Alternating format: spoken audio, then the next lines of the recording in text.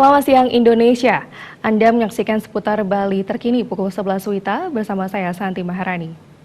Sebagai rumah sakit rujukan regional, Rumah Sakit Umum Daerah Sanjiwani Gianyar masih dihadapkan dengan sejumlah persoalan, salah satunya infrastruktur fisiknya. Bangunan UGD dan poliklinik sangat mendesak diperbaiki untuk menunjang pelayanan optimal kepada pasien.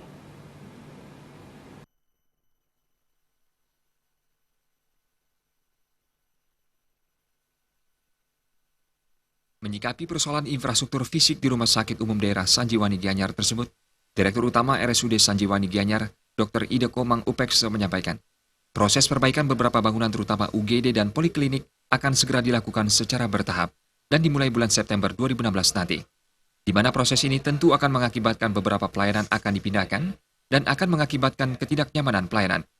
Pihaknya sangat memohon permakluman kepada masyarakat berkaitan dengan hal tersebut.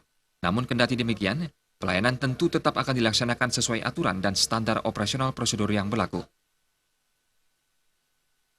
Karena pembangunan rumah sakit ini sudah mendesak. Pak Bupati sudah mengamalkan untuk merevitalisasi dengan menggunakan dana pinjam dari PT SMI.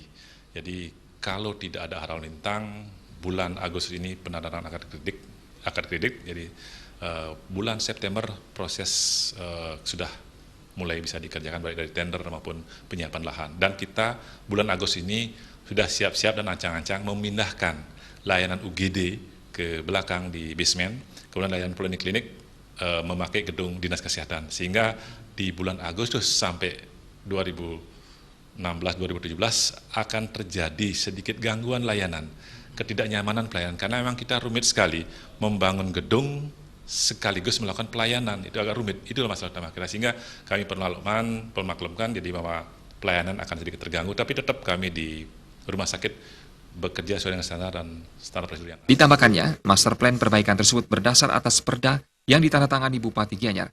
Proses perbaikan ditargetkan selesai di akhir tahun 2017, sehingga awal tahun 2018 sudah bisa digunakan. Gargita dan Agus Sudiatmika, Bali TV.